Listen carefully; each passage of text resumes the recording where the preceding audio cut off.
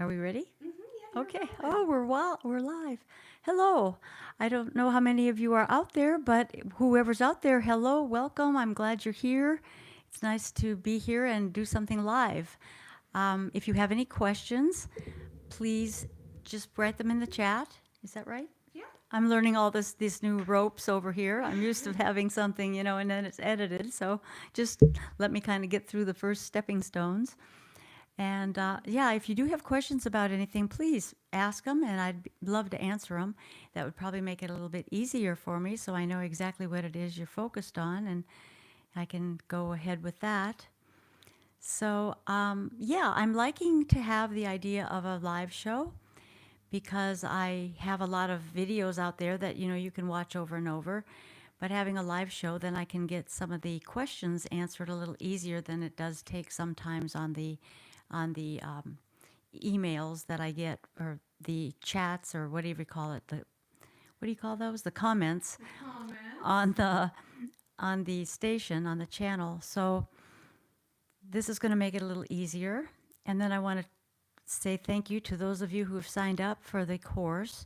My intention of that course is Karina and I are putting together more little pieces so that you can get sections of it and learn part of it so you don't have to necessarily take the whole course, although these little sectional parts will be probably a little bit more expensive than if you do go into the whole course. It's something that we have to do because we're on our own now, so we have to figure out a way to be able to make it equitable on us and then make it something that you can also get at something very reasonable. But my intention for the course is because I don't know how much longer I'm going to be doing the actual body work. I probably will do some of it for a long time, but it'll be people that have come to me before. I don't know how many new people are going to be finding me. She's right over there. Hi, y'all. So I want to have a lot of people that have this skill in their hands, and so that they understand the basics of the cranial work as well as the subtle anatomy work, and then design it into themselves how they actually put it all together with other modalities that they might be practicing. This modality will enhance whatever modality people are working in, and you'll find that this particular modality is one of the modalities that I have seen the best results coming from. There's not any modality that I've seen results like I've seen with this, and so for me, it's my passion to get that out into other people's hands, because there's a lot of people out there that are healers. I think we all have that ability, but some of us are really called to it. So it's best to get into it and do it the right way and do it the most beneficial and efficient way that you can, and then develop other parts of the healing world that will fit into that and blend well, and then you can have something really different and something very wonderful for people, and they'll love you for it. And so, that's what I can say. I've spent 38 years at this now, and I haven't seen a lot of really good modalities that have gotten the kind of results. I'm not saying anything bad about them, but they haven't gotten quite the results that I've seen with the cranial subtle anatomy work. So that's my little spiel on that. Yeah. And then you have a question here from Barkley. Will you still do lymphatic massage? Yeah, I will do that. We should probably do another lymphatic uh, YouTube channel, maybe, if it's up Yeah. to you. Yeah. But I always ask my editor and film producer.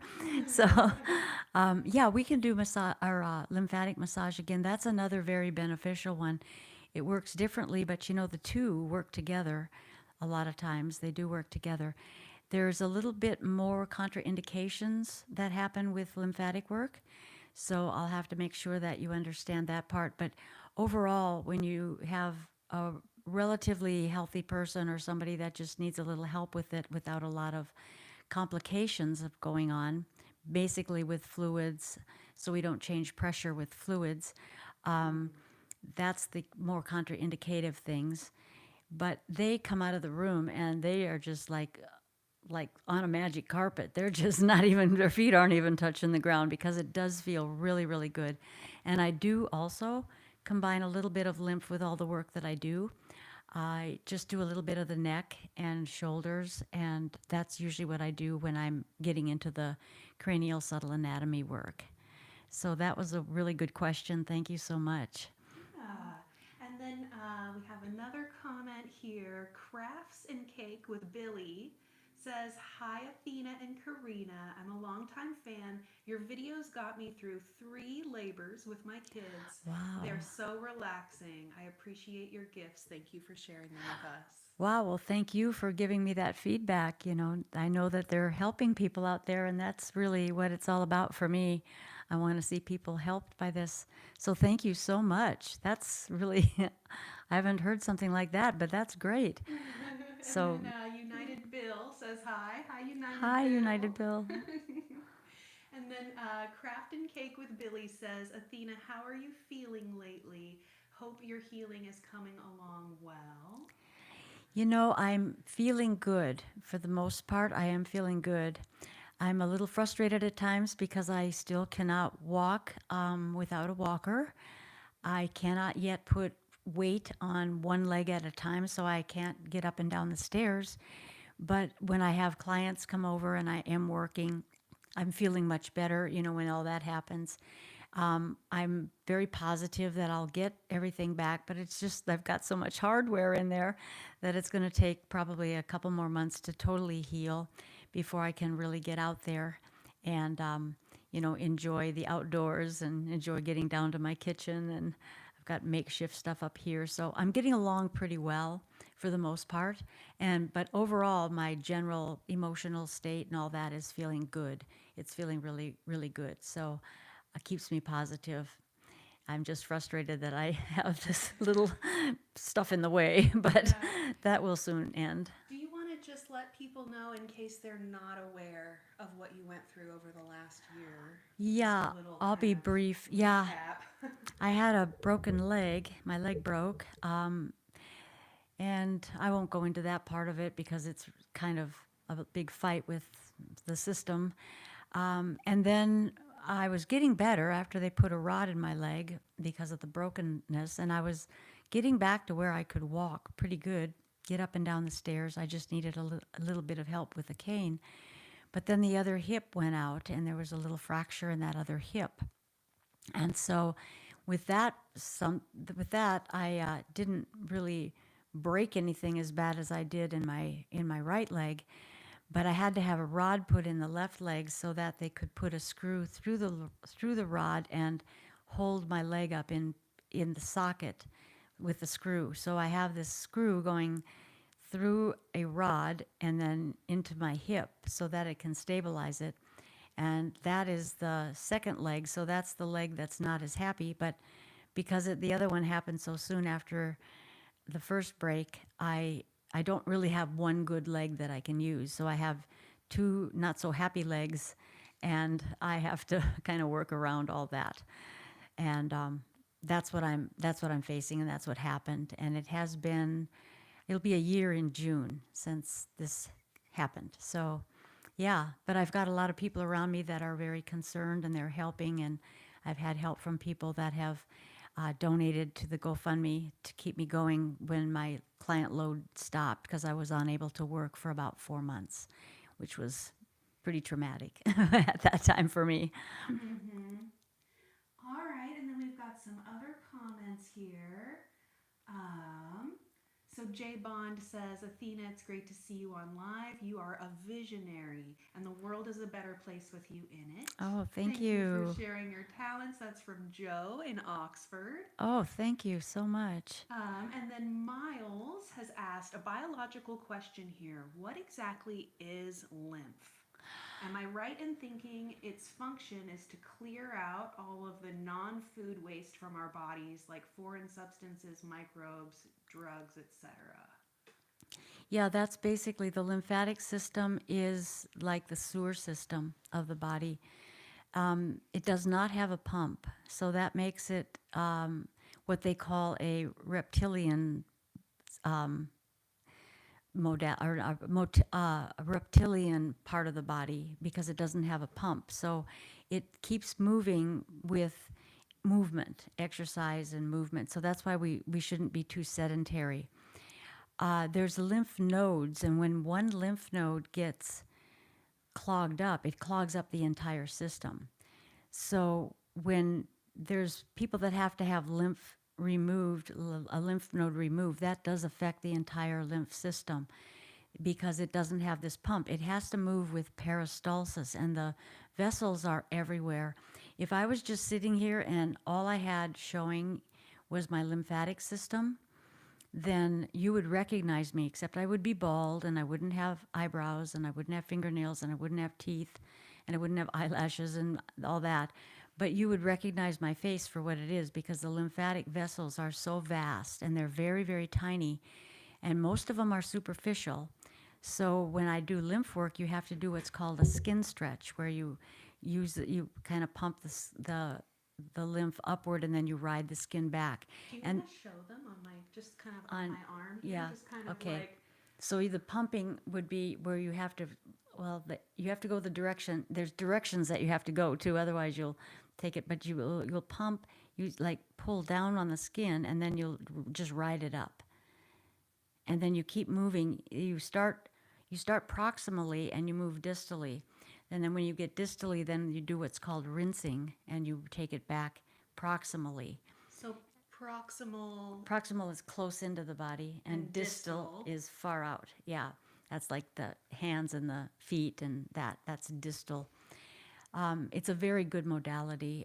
It's yeah, it really is. But the lymphatic system is real delicate as well, so you have to use very light touch on it. There are deeper lymph vessels. Now, the lymph vessels, when the lymph system, it dumps right in through here. This is where you always open it first, and then the lymph will come up, and then it goes straight to the heart, and immediately it goes into the liver. And when it goes into the liver has to filter a lot of garbage that it's picked up, which is all the stuff that was mentioned, as well as there are some good things in it because some of the proteins are too big to get into the system through the capillaries. So they have to go through the lymph system because I think the lymph system, some of those vessels are probably a little bit larger, but the capillaries they won't fit, and there's other things that. So the lymph has to take those also into the liver, and then the liver's going to have to filter all that through. So part of the lymph work is also draining the liver as well, and then draining in the organs through the cisterna chyli, where some lymph is also collected, which is right between the ribs, kind of below the xiphoid. So you pump there too, and then bring it up to here, and then it'll go back in the system. And there's a certain order that you have to do it. You can't just start anywhere you want to. You have to take it with a certain order to open up each area of the lymph before you can get a really good lymph work done. And it should not be done distally to proximally. There's some people that just squeeze from the feet up. That's not lymph work at all. I don't know what that is, but I've seen people do that, and I've just about flown off the handle. And I've said, no, don't do it like that. That's not how you do it, because it's some big swelling feet. They think that that's what happens. You could probably go down there if there's a big swollen problem, but you would have to open up the other vessels. You have to open things up before you can just start pushing things up. Otherwise, it won't go anywhere. It just can't go anywhere because lymph also gets very gelatinous if it's not moving. And that's where you get the pitting, that where you put your finger in and then you let it out and there's a little bit of fingerprint for a while. Like edema. Is that edema? Yeah. It's that is edema, and that's more serious condition when you get that. But it can be worked with lymphatics. But that's also a condition that if there's other things going on with that, that's where you have to be sure that it's not contraindicative for whoever you're working on. So Nora Smith, kind of on this same topic, Nora has asked Athena, is getting massages good for a diabetic foot?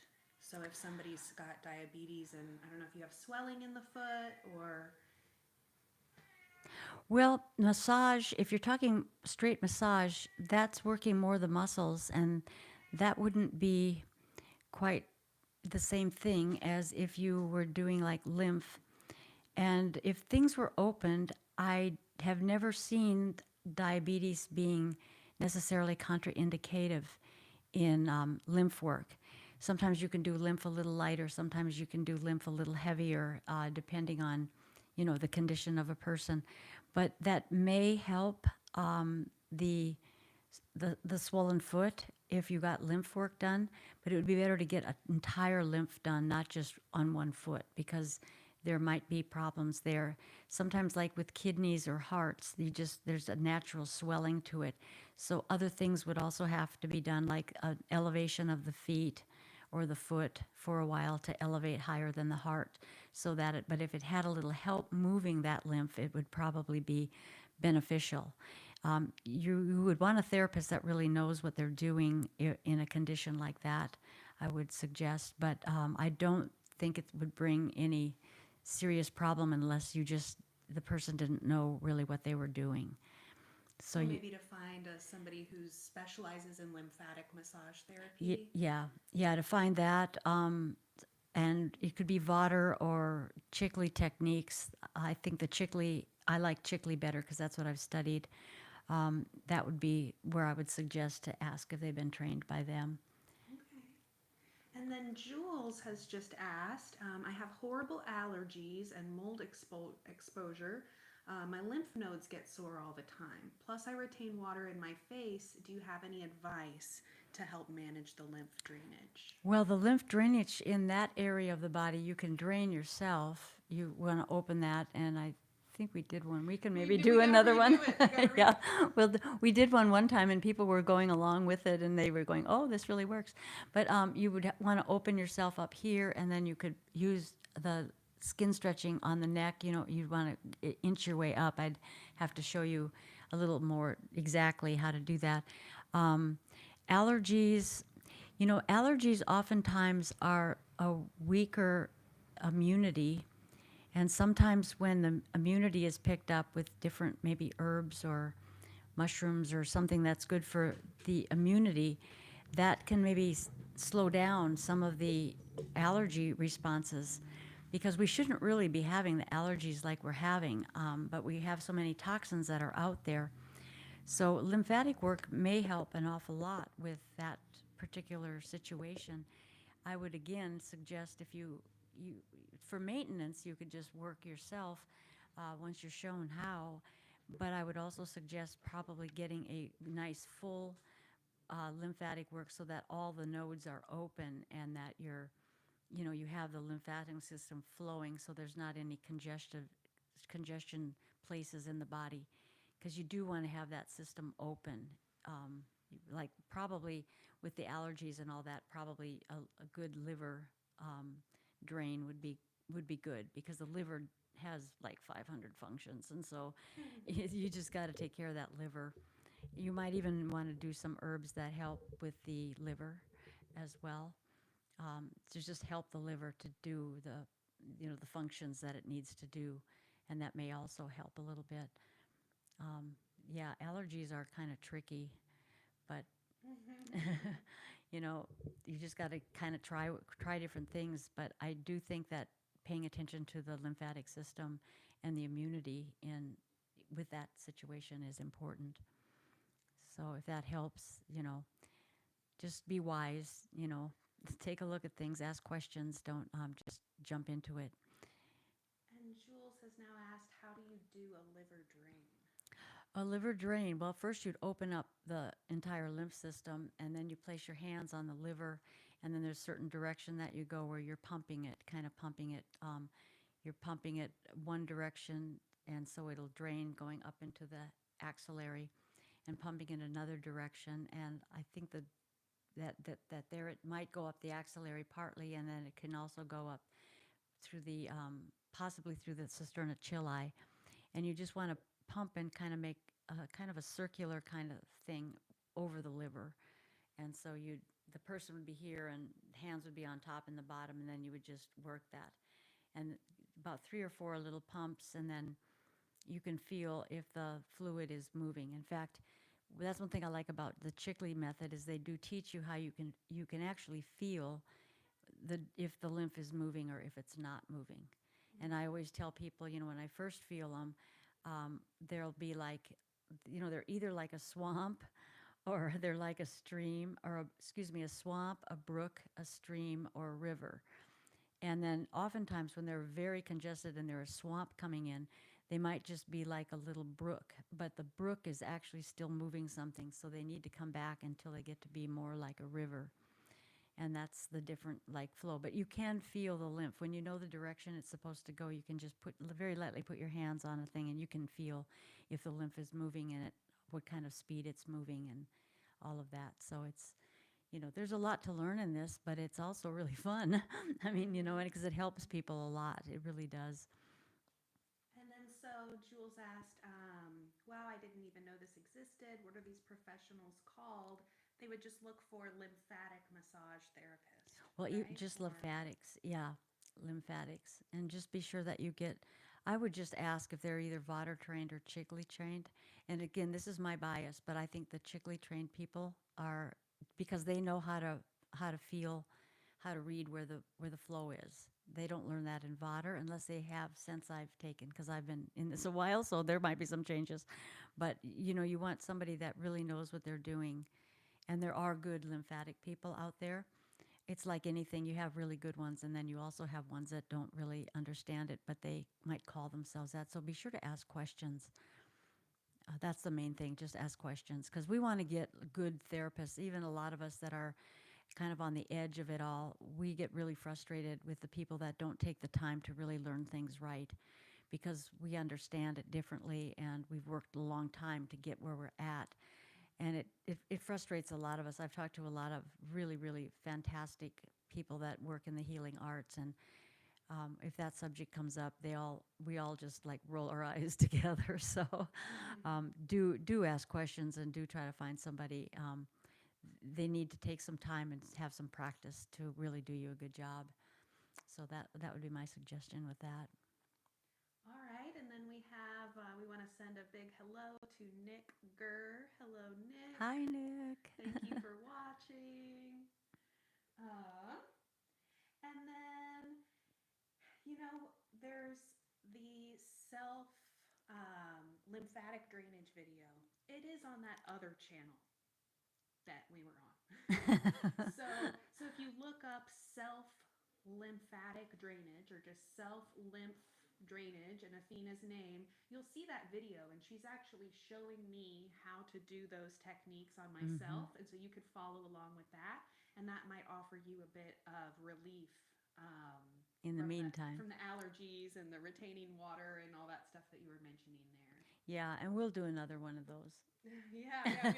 We'll do another one in Athena's version. Yeah, I have a version. Thank you all so much for being here. Oh. I'm just gonna pop in here a little bit. So I Okay, can go ahead. say- Yeah. I just want to say thank you so much to all of y'all for being here with us. This is our first time going live on Athena's channel. So if this is your first time here, please be sure to subscribe. And if you don't mind, babes, please go ahead and click the thumbs up button. You might have to click up in the corner of your screen. There's a little vertical ellipses, and then when you click that, you'll see this thumbs up button. It depends on what you're watching on. On my phone, I was able to just hit the thumbs up pretty easily, but thank you so much to all of y'all for being here. Thank y'all for hitting that thumbs up button for us. All right. Oh, thank you, Karina. Okay, and then... Yeah, we're really happy working with ourselves. Oh, snap. Oh, I'm so sorry. God dang it. I'm not... Anyway. All right. What did you do? Nothing. Just trusting random strangers on the internet. Anyways, all right. So Athena, can you explain a little bit of what is subtle alignment? Because you've mentioned this a lot of times. Maybe you could even compare like cranial sacral therapy and subtle alignment, and kind of what do you mean when you talk about addressing the subtle anatomy for people? Okay, yeah. Well, subtle anatomy is kind of a thing that began to work with because I was I would do cranial sacral work, but then people were asking me, they'd come in with like an ankle issue or an elbow issue or a shoulder issue, and it's like, well, that's not really cranial sacral, and I knew that massage wouldn't do what they needed because they were hurting. And so I just started to think, well, what can I do? And so they were here, they were trusting me, and I was like really befuddled because I didn't really know. So I started to think, well, when I'm working cranial work, I'm working in the subtle structures, but it's just in the cranial system, which is the membrane that goes around the head and spinal cord. And there's certain techniques that to do that to be able to align and unwind that dural tube. So I thought, well, let me go down to this guy's ankle and see what I can do. So I began to just feel my fingers, I'm fairly trained in my hands because I've been doing it so long, but I would just kind of feel around the ankle and where I felt like maybe there's something that didn't feel quite right, like it should feel. I would just place my hands on it really lightly, and then the other hand, I'd find another spot to anchor things down. And all of a sudden, there'd be movement, actually in both of the hands. And it was what it turned out to be was that there's these tiny bones and tiny joints that were out of alignment because of a sprained ankle or broken ankle or something like that, or hand or anything like that. So I just would stay with that, and I would feel it going into its alignment. And then afterwards, it just kind of felt funny, and they'd feel it, and they'd feel it up their leg, they'd feel it into their knee or somewhere. And then I thought, well, this is aligned differently, so I'd move up to the knee area and find certain points on the knee and hold the 2 points, like the knee and the ankle, and see if there was any change there. And there was a lot of unwinding between the two, going through the muscular system. It's actually, I think it's more the fascial system that I was feeling because it was so light. And then I would just check with their hips and their sacrum, the line of the sacrum, to make sure that all of that lower extremity part was in the proper alignment.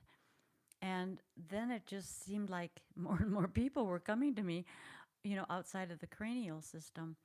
And so I just kept on practicing that. Although I will have to say that I did cranial sacral, the 10-step cranial sacral work on everybody as soon as they got there. That would be the first thing I would do, would be to align the bones in the head and the spine and the sacrum through that modality that I learned from Dr. Upledger, they still have the Upledger Institute. So if you're interested in that, you can get a hold of them. Or if you're looking for a therapist through them, it's upledger.com. They have therapists in different parts of the country that you can check on for lymphatic and for cranial sacral work. And so I just thought I combined the two, because then I would start to, I'd finish aligning with the cranial work, and I had gotten where I have a lot of energy that comes out of my hands. So I was able to do it in less time than a full hour. And then I would just go down and just make sure that the feet were aligned, then the ankles and the knees were aligned with all the alignment that we did with the upper part of the body, the spine and the head. And then I realized that there's even little joints here in the sternoclavicular area, and the clavicle gets out of joint a lot. Very small, very small. Nobody even thinks about it, but that will take the shoulders out of alignment, because that's the only place that the shoulder girdle is attached to the skeleton. So sometimes that's a little bit out, and I would find that that would be out with the sacrum. It would be kind of the same kind of twist. So I just kind of kept experimenting, and it worked. And people would get up and they go, oh, my ankle doesn't hurt anymore. And they never came back, so it must have been fine, which is fine, because that's what we want in medicine, is we want people to get better so they don't have to continually, come in and be worked on forever and not get many results, still have the pain. And so that's the subtle anatomy. It's just the small parts of the body, the fascial webbing that we have, which is all over the place as well. And then just feeling and having things move kind of back to where they want to go, because the body will lead you into the proper alignment. if it's out of alignment, it will lead you if you don't push too hard into it and you just use the right pressure and you know what you're feeling for. You can just go back down there and you can just feel it all. And sometimes it takes maybe 2 or maybe 3 sessions to get it, depending on how bad the injury is. But normally it takes one, or then they just like to come in for a follow-up. So it's, that's another reason why it's so sparse, because people get better pretty fast. So I, Can you talk about how, why the changes that the body's making when you do subtle alignment, that the body's able to remember those changes, and so you oh, hold on to the results? yeah, that's another very good question, very good thing. When you're moving through, having the body move itself into the correction, as opposed to forcing it into a correction, that like if I think that the bone should be over here and it's over here, and I push it back in with force, then it'll go back out, because there's a muscle memory pattern that's in the brain. And so when the body can move itself really slow, which you have to have patience for this too, but the body will move itself really slow. You can feel it changing. You can feel all kinds of changes and all over, and different parts of the body too, as it's aligning. And then because it's so slow, there's a 12 to 48 hour window following a session that the correction is taking place. A lot of times the very next day, it's really uncomfortable because the body is changing positions and it's actually going to correction, but it's uncomfortable to get there to correction because, it's used to being out of correction. So that is a corrective process, and the following day after that, they usually feel really good. That's usually the course that they take. Um, so uh, the what was I talking about? The way the body makes the Oh, new yeah. neural pathways. Yeah, so the when you go slow into the body, that will allow the brain to pick up new neural pathways, as Karina just said, and then it'll get a new muscle memory pattern. And so the muscle memory will be in a different pattern. Now, the parts of that is, for about, 48 hours, even longer, if let's say you do yoga, and you go to yoga class like right afterwards, you can do that. It's okay to do what your body's used to doing, but you also have to get your consciousness into the body. And let's say that you're doing, I don't know, some kind of a pose, and you feel like you just got to wiggle, just like move a little bit different your shoulders, or sit on your sit bones a little bit different. That's because you're in a different alignment. And so you have to also be aware of that, so that you can help your body with the new muscle memory pattern, so that you're not going to just go back to the old pattern, because then you won't be able to get that new pattern in the body. And that's a good reason why things hold so long. Sciatic pain, I've worked discs. That's a big job to get discs corrected, but really people have held it for a long time, and I'm just flabbergasted at most of the time at how effective this can be when it's really applied properly. All right, and then Lauren has asked any advice for people with neuropathy in the feet. That's kind of a tough one. um, well, I think that, and I don't know this for sure, I have had people in with neuropathy, and it seems to some of the people say they get some help from it, but some don't. But I would say that it would be probably have to do with a misaligned sacrum. And so the little nerves that are going down there are causing that to happen. Or maybe the knee is out of alignment a little bit, because neuropathy is when you're getting numb, if I'm correct on that, in the feet.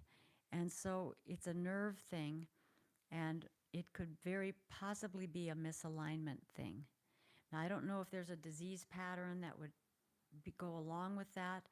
But if it's strictly an alignment problem, you could probably get some relief with making sure that the sacrum, particularly the sacrum, is in alignment, and then of course the knees to the hip, and the knees to the ankle, and the little feet bone, because we have all these little foot bones. They're tiny, and they get out of alignment quite a bit.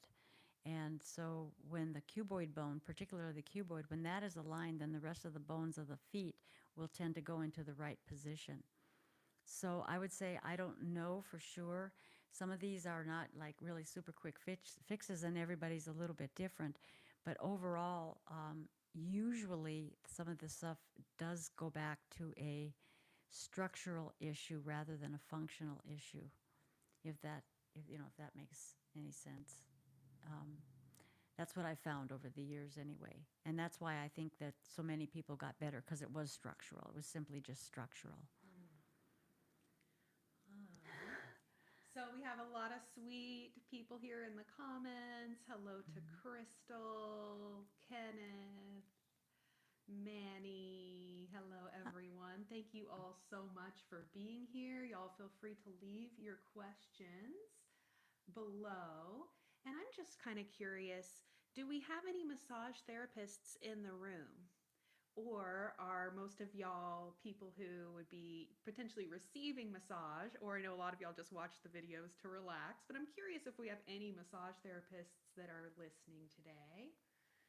Hello, Mac B. Good to see you. Thank you so much, Lauren. Thank you for. Oh, I hope there's a lot of them out there. Um, Massage therapy has gotten so popular that it's good to branch off and be a little bit different. yeah. So another thing I thought would be fun. I'm gonna get that. I'm gonna grab the spine here. Oh, Set the spine oh, on here. this chair because I think it's so interesting. Here, when I've you got the talk spine. I about, can get it here. Is it caught? Yeah. All right. So where do you want this? I was gonna set it on this chair. Oh, okay. I'm sorry. And then you'll be able to kind of. This guy has a really bad spine. He's not aligned very well, and can't quite get it to go. And then we'll bring that over to you. You're gonna have to turn it a little bit more. Yeah. There's our spine there. I'll just bring this back a little bit so we all can both be fitting in there. Yeah, well, he really has problems. Yeah. I'm just gonna bring it a little bit closer to you. But we can work with it.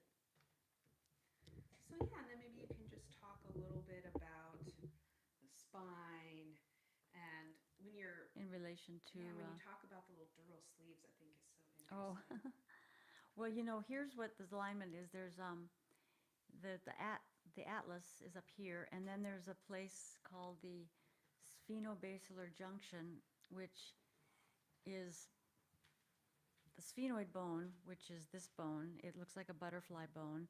These two legs of the butterfly bone are in the back of the last teeth in the upper jaw. And then these two wings are the temples. They're called the temples. It looks like this inside. If you can see that, the yellow bone is the sphenoid bone.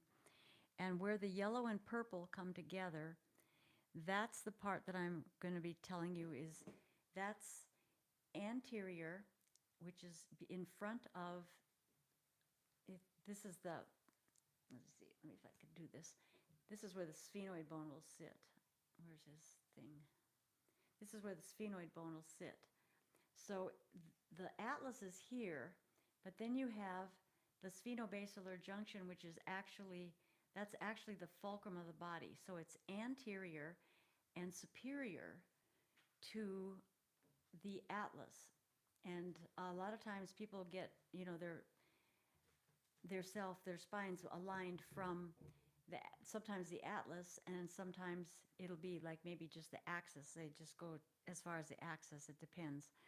But they're not going to the actual fulcrum of the body, which is in that part. And this part here also pumps back and forth, which is pumping to the cerebral spinal fluid that is inside of that dural tube. There's a lot of other membranes in there, but basically, this is just basically so you understand it. So this is your skull, the back part of your head, and then this will be pumping the cerebral spinal fluid. So this can get out of alignment very easily.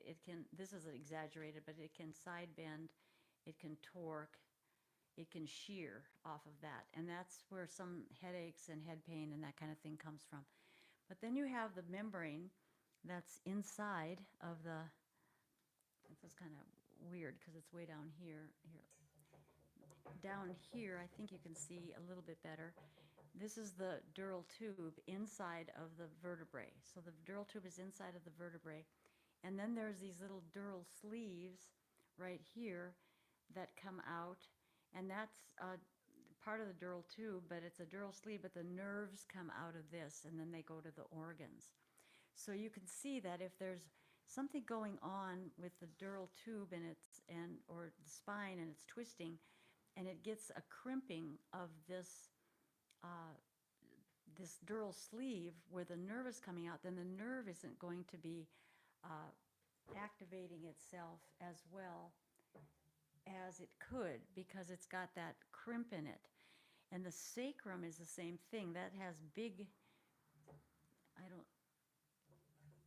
the sacrum has to be aligned. When the sacrum is aligned, this top part has to be aligned as well, the spinobasilar junction.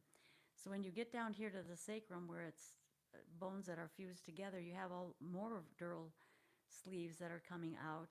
And then you have the sciatic nerve as well. But so when this sacrum is out, or the top of the spinobasilar junction is out, let's say that the sacrum is twisting a little bit this way, and I'm exaggerating, it doesn't have to twist that far, but if it's twisting, you're going to be pulling on some of the dural sleeves, you're going to be twisting some of the dural sleeves, and you're going to have, pain in that area. And that is a structural issue. That's not stuff that, it doesn't even need, in most cases, it doesn't even need surgeries and things like that. It just needs to be able to first get in alignment. Now, I'm not saying that surgery isn't important in many cases, but a lot more people that I've seen over the past have had surgeries when they really didn't need them. So again, you want to be mindful of what's being told to you with what we have out there in that world, and ask a lot of questions to people that know a little bit different view of the body, how they see it a little bit differently, because the body is incredible. The body wants to heal itself, and it does the best it can. In fact, I had a cranial session yesterday from a friend of mine.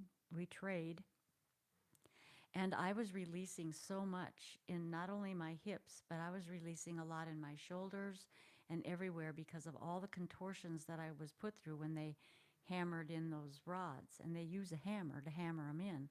So it was really a lot of shifting and a lot of releasing that was going on, which made me feel pretty good, except for, of course, the next day I was feeling a little bit different pain in different places. But I know that tomorrow I'm going to feel better, and I do feel a little bit stronger because of the better alignment that I now have. So that's just a little thing about that. Yeah. Hope it wasn't too much. No, that's great. And then Mac B has asked, I had a partial knee replacement a year ago, and my back has been hurting quite a bit since. Any recommendations on what supportive measures I should take in addition to physical therapy? Well, physical therapy typically, they can recuperate people very well, but they don't look at the smaller parts of the body. Possibly you have your sacrum is out of alignment, and so there's some issue there with the misalignment. It could be the way that the surgery was, just that it, how long was it, did he say? He said a year ago was the surgery. Yeah, so you've got, I don't know how a partial one, I don't know if, I imagine that there's hardware in there. It could be the hardware that's just not in there very well. And you could have some subtle work on the knee done, because I have seen hardware in people's heads where the body will move around that hardware and align itself as best as it can. It can't always do it perfectly, but it can align it a lot better, and it will take away a lot of discomfort. And I've seen that happen several times. I've seen it even happen with rods in the back, that they felt much better. They still had a measure of pain, but the pain was reduced so much that it was easier to live with. So you might want to find somebody that could check the subtle anatomy of both the sacrum and the knee, and possibly some of the area in the cuboid area of the foot, because that cuboid bone will get off. That'll throw everything off, because then your heel strike isn't going to be straight. And if you don't have a straight heel strike, then that's going to throw everything a little off kilter. So that little cuboid bone is really important as well. It's in the foot. It's like the end of the little toe. You feel like a bone coming down from the little toe, and then it kind of dents in. That's where the cuboid bone is, and it's a little cube, kind of a cube-shaped bone. But that's really the centerpiece of the foot, from what I've experienced, to get the foot and knee aligned. So I hope that helps a little bit. It's hard for me to know when I don't have my hands on people, but I'll just do the best I can to explain what I know. Are you Thought there? this little decorative spine might be nice here, but there's not quite enough room. Oh, okay. Well, there's. Decorative spine. It said the bowl is too big, I guess. Yeah, the bowl's a little too big. Okay, and then let me see our comments here. So Lauren says, thank you so much for this information, Athena. This is so interesting. Oh, thank you. And then Carrie says, I've enjoyed your videos for years. Love the lymphatic work. And then Alanik had asked, how do you understand that the alignment is correct? And so I shared a link to your course, because that's one of the things that you teach in the subtle alignment course, right? Is kind of how people can determine whether or not the person is in proper alignment or not. Yeah, and it's usually the things I was just saying too. It's the L5S1 and the sphenobasilar junction, and there's a whole process to getting that to be in alignment. Sometimes you'll find it then a little bit out up the spine, but then it's easier to get it back in. It's subtle traction as well that has to happen. That's what happened to me when I went to India. Everybody said they had sciatica, and so I thought, oh, that's easy. Sciatica is an easy thing to deal with, because in most cases, it's a misaligned sacrum. And I got there, and these people, they had like discs out, and I was just like going, uh-oh, I don't even know where I am in the world. I'm somewhere plopped over here in this country, half a continent or half a world away. But so I just said, show me what to do, to my higher self, and I was shown just to do a lot of traction. So when there's slip discs and all that, there is some problems with the vertebrae. But if the traction is happening and it happens slow enough, the disc can ride in it. I always like to tell this story. One man came to me, and he was really bad. He had been 2 months on his back in the bed, and he couldn't sit, he couldn't move. He was in a lot of pain, but he didn't want surgery. And that's when they found me online, and they flew me over there. And because they called everywhere, all kinds of places in the world, but they all wanted to do surgery. So I just decided, well, I guess I don't have much choice but to do the best I can do, because I'm here and they trust me and they figure I can do it. But so I just got into I did the head, I did the full cranial thing, and then but when I got to the sacrum, I gave him a 2-hour session the first time. He came to me actually on a gurney, and he was like yelling, screaming, owie, because he was really in bad shape. And so, they got him off the gurney and onto the table, and then I worked him 2 hours, and I probably spent about 45 or 50 minutes just on tractioning the first session, just on tractioning the sacrum. And of course, needless to say, that's a really odd position to stand in, so I was not feeling too comfortable either, but I had to keep doing that because I could feel changes. I could feel it was like a little stretch would happen, and then it would stop, and then it would wiggle around a little bit, and then it would stretch again, and then it would stop. Well, at the end of the session, I figured that was enough for one day, for partly because I couldn't hold it any longer, and partly it's just you just got to stop at some point and let the body catch up. So he opened his eyes, and I said, "How do you feel?" And he said, I feel really different." And that was what he said. And he said, "I'm still in pain, but I feel really, really different." So I asked him, I said, do you think you can sit up? I'll help you up if you need, but do you think you can get up? He said, don't help me. Let me see if I can get up. So he very slowly managed to sit up, and I know it was hurting him. He said, it still hurts, but look at, I'm sitting, and he was happy about that. Then I said, let's just try something if you want to. See if you can slide off the table and just put your feet down and lean on the table. And if you can't get down, then, if you can't stand, then I'll help you get back up on the table. He stood down and he got on, he stood up, he let go of the table. And I said, okay, you might want to go back on the table. He goes, just a minute, let me see if I can walk. He took 8 steps and turned around and took 8 steps back. And he said, it still hurts really bad, but I'm walking. So I have a lot of hope that this is going to work. The next day he went out of the door, and, in India, they live with their families, and the family was shocked because I guess he didn't say anything to them. I thought I was going to have to chisel their chin off the floor because their mouths were dropped open because they were shocked that he could even walk. And he went up 8 stairs and then went back down 8 stairs. The third time he had to come over to the place I was working because I didn't have time to go over to his place with his family. And so the third time he was able to get in the car. Now that might be a little bit unusual for people, a little bit quick, but he wanted to get well, and he did. And it was shocking to me because I didn't really know what I was doing at the time, but I just applied that subtle anatomy work, and I just let the body do what it needed to do, and I just held it and just kept on with the slow traction. So that is, with your question, is that you want to make sure that the sphenobasilar junction and the sacrum is aligned, and then if you apply that traction, the rest of the body will work itself in, even if there's something like a slipped disc. And this was 3 slipped discs in the low back. So I feel really, really honored to be able to have done that and see that happen. But it also taught me that, the spine, there's a lot that can be done with the spine, even in cases that they want to do surgery right away.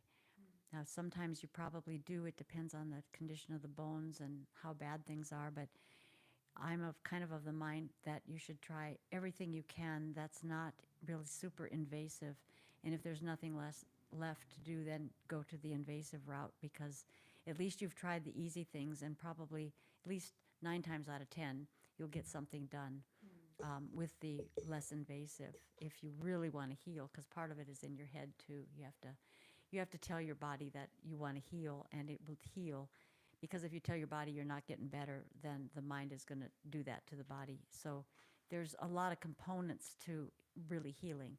And that's a lot of things I'm going to be bringing up in the future, and some of it's going to be in the course. And yeah, it's just all to get people well understood of the body, and it's to get people to be, who are called to this work, to get it into their hands and really have an understanding and know how to intuitively go where they need to go, because the hands are going to talk to you, the body's going to talk to you, and it's really an enjoyable profession to be in if you're called to it. Otherwise, you'll get impatient, and it's like, oh no.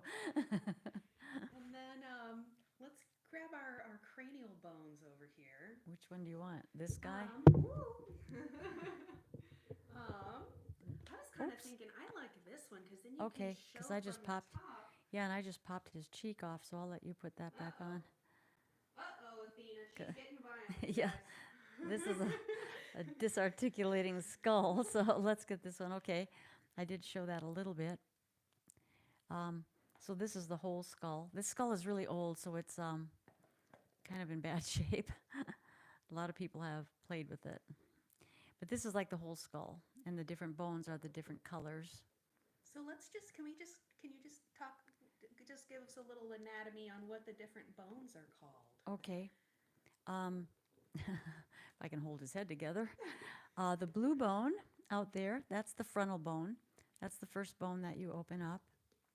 And then it may be hard for y'all to see, but that frontal bone ends right here. Where the this is color changes. Yeah, so it's a little hard to see those 2 colors, but then this one's turquoise. Yeah, that's the temporal bones, and they're related into, okay, the pink here. So they're related. Oh gosh, It's okay. I'll just drop him. Let it. So the pink bone is that's the temporal bone, and here's the jaw, which is kind of bad jaw, but the jaw is connected into the temporal bone. So that's what you are gonna want to, when you have jaw issues, you want to make sure the temporal bones are okay. And then there's a little tiny bit of yellow. I don't know if you can see it, but it's right in there. And that's the wings of the sphenoid bone. That's the bone that you want to get into in order to, you do a flexion extension with the rhythm because that's the pump. So you get in there and you're just working from the wings. Yeah, so you're working from these 2 points. So yeah, so when So the thumbs are like that and like over there like that. yeah, so you can gently access this bone through the temples, and then if you show the skull, show them from the top there, Yeah, y'all can see. So here's the sphenoid bone. the And yellow. Yeah, and the pituitary gland sits right in this little dent right here. It's called the Turkish saddle. It's called that, and I don't know how to say it in the other language, but it's the Turkish saddle, and that's where the pituitary gland sits. So we're talking about a lot of glands, that are things in the brain that also move, and that's why mood and different things like that can really change. I mean, I had a screaming baby in here the other day, and he screamed all the time, and the parents were going crazy. And I worked him, and he was all he was like 6 months old, I think. The bones moved all over the place, and the legs moved a little bit, and the arms moved a little bit, and he hasn't screamed since. His screaming just stopped, and so they're pretty happy about that. But wow. anyway, back to the temporal bone is pretty big inside the skull, and that covers a lot of space. Right, there's where this little bump here. That's where the ear canal is. It's inside of the bone, Mm. so you can't do much with actual ears. Although this works really well. It doesn't do much for tinnitus, but it does do a lot for vertigo. What else? That's the occiput, the purple. So yeah, so can you show them how you do the occipital base release on that skull? I can try. You And then hold. you'll want to kind of point his spine at the camera there. Oh, okay. The occipital release, you don't want to get down into the neck because you're just doing the muscle, but there's muscles that attach up high, and you want to just get on the edge of that bone. And you don't push pressure, you just let the weight of the bone hold it, and pretty soon what happens is as it releases, the head will move backwards, and you keep the fingers moving with the head, and you want the energy pointing toward the eyes. So you just kind of let it drop back like so. Very cool. And then that just softens people up. It oftentimes puts them to sleep because it's really relaxing too. And people go to sleep, and sometimes they see things. They see Indians in the room, or angels or something, and it's interesting. Sometimes they just go deep, deep, deep into sleep, and they always feel better. You'll have to put that guy's cheek back on. Uh-oh. Oh, I see. This is his cheek fell off. Yeah. So this skull, you can see the line here where the frontal bone ends, and then this is the parietal bone back here. So Yeah. the colors on this one you can see a bit better. So a lot of times Athena talks about, feeling for these sutures. So the sutures are the spaces between the cranial bones, and so this is a really good example. You can see the suture there, and you can see this suture down the middle of the parietal bone as well. Yeah, and those sutures, when you do the vault holds, I mean, number one, they do not fuse together. If they'd look at a fresh cadaver skull, it's all connective tissue in there, unless there's been injury to the head. That's the only time there's ossification. So these they do continue to move because they expand and contract when the fluid is going around the brain, in the dural tube. So when you feel a hold of like if you're doing a vault hold and you're feeling everything, most of the bones, there's three vault holds, so I'm just doing one. And you can tell if the parietal bone is a little higher or lower, or if the frontal bone is kind of cockeyed. You can feel that, and you can also feel them moving back into the proper position as they do. It's really interesting. It's really quite amazing. And it takes a while to have confidence that you're feeling what you're feeling, because people always think it's just them feeling themselves, but they're really not. They're really feeling the bones happen. So yeah, these sutures are really important. There's one back here too for the occiput, and it's everywhere. Everywhere another bone comes in, there's sutures, and so that's really important too. There's a sphenoid bone is red in this one, so this shows a little bit. Well, that's the cheekless side, so we'll do this side. The red, this is actually a little more accurate because you get a little bit bigger space on the wing of the sphenoid bone. And that's why you don't want to press real hard on the temples, Yeah. right? Do you want to talk about that a little Well, if you're pushing real hard on the temples, you could, like, not much, but it doesn't feel good for one thing, but it also, it's that bone is so delicate that you could slide it right off, because where it's attached in the blue and the red, that's just two bones against each other with a little cartilage in between. So it can be sheared just a little bit. And people don't think about that because it's so small. It doesn't really feel like that. But when you get hit in the head too, if you get hit from this angle, then you're moving all the bones. People don't think about that. They just think about it, the neck kind of. I mean, that's usually what happens. They're thinking about the neck part. And so it's taking the body to a different kind of level of understanding. I don't know how much more to say really about that without getting into then, too much. Kim Lamont has asked, my orthopedic wanted me to take 1,000 milligrams daily of naproxen for L4, L5 disc issues and an annular tear. I refused, but I'm still in pain. Do you have any advice for? Well, that would be something cranial sacral work could be tried. I'm really, really anti-medicine myself personally. I just am, because I've had some real bad experiences with it. But the medicine doesn't sound like it's helping like you want it to. So it's probably more of a structural issue as well.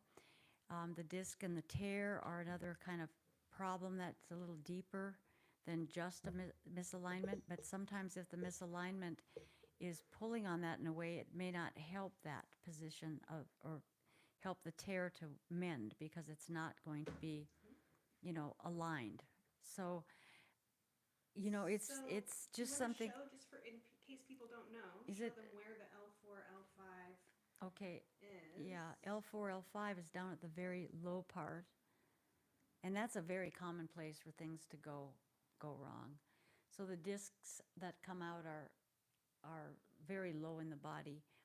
But again, if the sacrum is probably a little bit out of alignment because of that, so to get the sacrum aligned, you'd probably want to have some traction done on the sacrum, and then let the dural tube lengthen, and then maybe, I don't know how that tear would be repaired, if it would be the medicine or maybe some kind of vitamin or mineral that you might be a little deficient in, because that was largely my problem and why my legs got so weak in the bones, because I did have a deficiency. So I would say you could explore some of that. See if you could find a therapist that understands to give this traction in a really slow way. Physical therapy is going to work you to get you stronger, but if there's misalignment, in it, it's still going to hurt, because you're gonna be bending misaligned and straightening misaligned. So that's why I think it's so important to get that subtle anatomy aligned first, and then see what happens after that, because usually the subtle alignment takes care of a lot of it. It just does. So that's I'm just a subtle alignment person. Such as And then just a side note, you're experiencing a lot of pain now too. Just I want whoever had left that comment, Kim, to know that you're not alone in being in pain, and Athena is going through a lot right now Yeah. as well. So I don't know if you um, just, I know it's such a difficult thing to have to go through. If you can find someone who does craniosacral therapy near you, that's great. At this point, is there anyone else who does subtle alignment that you know of, Not that Athena? I know of because I kind of invented it. I Yeah, it's mean, kind of so then I she just made this course, which I've linked down here for you guys, and our goal is to get it so that there's lots of therapists everywhere who can learn this yeah. technique that she's talking about. But I, a lot of people also realize they just got to fly in and see Athena because this isn't something that's super commonly known Not in the yet, but I massage hope it world. is. Yeah, it's not Um, even massage world. It's really more of the, it should be the massage world. But the other thing I would say is that sometimes the medicine that we're given doesn't really help the problem because it's toxic. And so it's going to put more toxicity into the body. And that will be flowing through. And it's just, I mean, I think a lot of us are aware of that. There is some good natural pain remedies. I am taking one that's really good. It works as good as their hard stuff that they wanted me to take, but because I wouldn't follow their directions, they wouldn't give me any more. So I was actually kind of happy about that. So I found something different, and I don't really want to mention it here because I don't want to get in trouble. yeah, YouTube, don't hate us. So we have another question here. Can y'all hear me when I just kind of lean in on the mic? I can't tell because I'm so loud in here, but I'm sure they can. because I feel like you're so quiet and then I'm so loud. Okay, so we had a question from Miles, and it says, of course now I can't find it. Oh, where'd it go? Ah, dang it. May I ask why the bones of the skull tend to stay together after, okay, so post mortem, and all the soft tissue has rotted? Surely they would fall apart if there's no bone connection whatsoever to hold them together. Well, they do kind of fall apart after a while. It's Okay, yeah, no, tell them, Oh, that's a good answer. yeah. Actually, they do start falling apart after a while. You know, you find the jaw will fall off. I really don't know. That's a good question.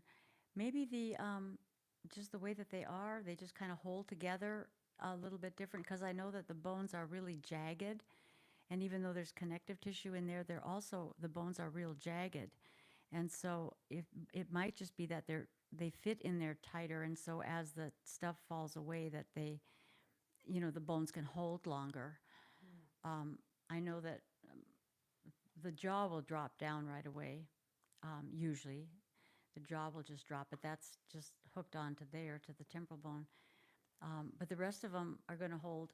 But I imagine if you were to, look at something that somebody or some skull that has been, you know, in the dirt for a long time, or some of these things they dig up, it just might be that it's because of the jaggedness, or it could be that they're just, I don't know, fit together differently. I don't really know. I really don't know that answer.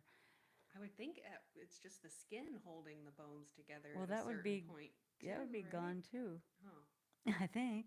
yeah. I don't know. I just looked at Um, cadavers that were on the So table. they were looking at more fresh cadavers. Yeah, That's a fresh. very interesting question, Miles. Thank you for leaving it. That was a good question. I'm stumped on that one. And then Alanik has asked, Athena, how do you think is best to massage the face, up or face down? How do you decide?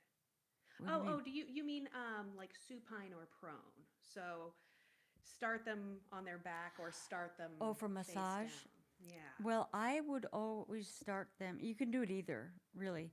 But I would always start them face down because, for one thing, is the viscera of the body and all of that is the kind of the vulnerable parts. Animals don't show their stomachs because that's the vulnerable part. And when we are, in trouble or something, we tend to kind of hunch over. We want to hunch to protect that part of our body. So I would start them face down. because that way I could just work their neck and their back where where they're not going to feel vulnerable, and they would just be able to relax better. And then I turn them over, and I rarely ever do, except for in lymph work. I never worked really the viscera, the stomach and stuff. I would just skip over that. But by that time, they were relaxed and they were trusting, and so things were okay to turn over. They felt okay to turn over at that point. So that's what I did. But you can do it either way. But I do think that it's just kind of gauge what your person is like. If they're getting on the table, if they're kind of giddy about it, then you might want to start them face down. But if they're just fine with it all, and they're taking off their clothes before you even get out of the room to give them some time, then either way, because they're not going to matter to them They're one way not or going the to be other. feeling that They won't sense feel that. of Yeah. like uncomfortable. And Yeah. then also, don't you have an issue sometimes with people if you lay them down face up first, that they'll just kind of be like talking and they won't actually go into that state of relaxation that you want them to go Yeah. into? Yeah, that's a good point too. They do tend to talk, and I think that's just to, be on guard. Mm-hmm. Sometimes they talk through the face cradle too, but you can do things to get them to kind of settle down that way. Just don't talk back.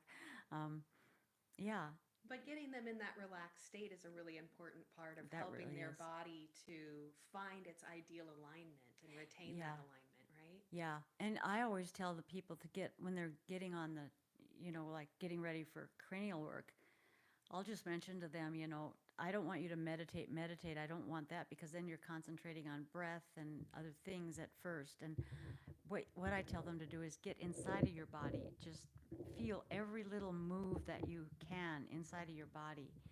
And as you feel every little move in the body, that begins to relax people too, because I might be, working on a shoulder, and they'll just kind of, sometimes they'll just randomly say, I feel that down in my knee. And, I don't usually answer, but I just say, that's good. Keep on staying in your body, because you're taking the kind of the part of the brain that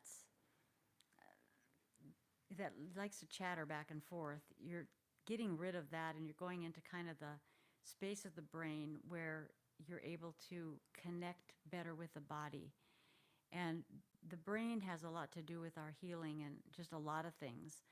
So the more we can connect with the body, I think on kind of on even on a spiritual level, the more we're connecting with the body that we're in, whatever it is, and it can be as healthy as it can be, without that chatter of, oh, well, what am I going to cook for dinner, or or what is she doing, or something like that. It's just better to go inside and be silent with yourself. And I'm not sure, but I think in that, I'm really not sure about this, but what it seems to me from the experience that I've had, and not only personally, but also watching people through the cranial work, is it seems like they're going to another space, like possibly tapping into the pineal gland or tapping into something else, because they see things in the room, like I was saying earlier, like Indian chiefs or the shamans, and they will see something else, or they'll have a vision of something, and I tell them just to let thoughts cross their mind, not pulling a thought in or pushing a thought out, just let it flow while you're connecting to your body. But I do think that that's one way that we can tap into the connection with the body and the mind, to where we can become more whole and complete. Because when we are doing cranial work, there's also some emotional issues that can be done during that time. Emotion can come up. Sometimes it's a couple days later, or sometimes it's during the session. And especially when you move it into the more advanced work, which is somato-emotional release. And there's a lot of things that can be found out about things that we're carrying with us that are stopping us in life and not giving us a good, not giving us good thoughts or whatever. It just is a different thing. I think we can move above some of the indoctrination and some of the things that we think is reality, when there's probably a lot more out there than just the story or the program that we've been told our whole life. Mm.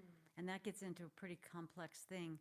it doesn't really take away from anybody's spirituality. But a lot of indoctrination becomes more belief and or more religion rather than the self-free, independent type person that we are, who are looking for our talents and our skills and what we have passion for, and be able to be creative in it. It's like imagination and then intuition and empathy. And we have those kind of working together, which I think makes humanity pretty nice, pretty nice Yeah. people when they're getting a little bit more in tune with not only their thoughts, but also connecting with their body, because that's all we came in with, really. So, we might as well get to know it, which I'm doing right now, really. So then Divine Being asks, is there a pose you recommend that people do daily to align their body, and how long? Are you asking for like a yoga pose, or and then someone else asked, um, let's see. So I'm so interested, especially around the sacrum and neck connection. Any tips on how I can support myself? Yeah, well, if there's a lot of low back pain, that wedge, that sacral wedgie, Closer to you. that there's a thing called sacral wedgie that you can lay on, and that helps to move the sacrum. It's kind of rough in a way, or you could just kind of make a little triangle out of a towel or something, and lay it there, because you would want the sacrum to be raised and then the hips to be able to drop a little bit. You could do that at the sacrum and just kind of lay there and straighten your back real much. I mean, as much as you can, on a hard surface. You don't want to be on a sinky bed. And then at the head, the thing about the head is heads, when they lay down, they tend to go to the back. They tend to move back like that. And you don't want that to happen. You want the head to be level, so the head actually should be going superior, and then it should be going posterior. So that you should really be up and back and you feel it in the spine. It's not like, but you're feeling it in the spine. And so if your head is laying back when you lay down flat, because the shoulders are rounded or whatever, then it's good to put a towel or a book. Actually, a book works really good, but sometimes it's kind of hard under, so that you get your head really a good stretch in the back of the head, and where the chin is going to be, parallel with the wall, because you'll be laying down. So it'll be parallel with the wall, and it feels like a stretch, and then let your shoulders relax, and then let your shoulders kind of go up and back down, so that the scapulas are not coming forward, they're more pulling down. And then just lay there and let the back, you'll find it sometimes, it takes a while for the back to really relax. So you just want to, breathe with it and just feel the muscles just relaxing down from the head down into the hips, and then let the legs just relax with it. And you'll find that's a good position. Now, if your back is really rounded forward, you might want to get something to put, you can roll up a towel and put it right like below the Oh, hold scapula. on one second, Athena. It's frozen here. Oh, no. I'm not sure what the deal is. I'll be honest. Um, the heck?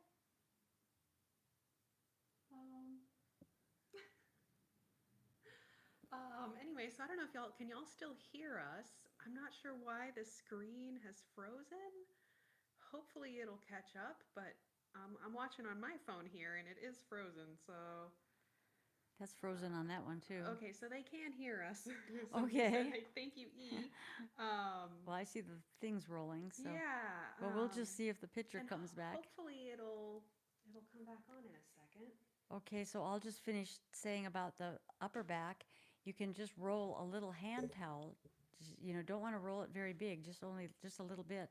And you can lay that underneath the scapula, and what that will do is that will help to arch the upper back, the thoracic vertebrae. And you can do that. You can kind of, I don't know, it might not be comfortable to do them all at the same time, except for the head. Make sure that you do the neck that way. But then you can add the shoulders, and eventually your spine will change position if you can do that. So I hope you heard all that. hopefully. Yeah, so I'm not sure. This has never happened on mine. I'm not sure. Let's try, we'll flip it.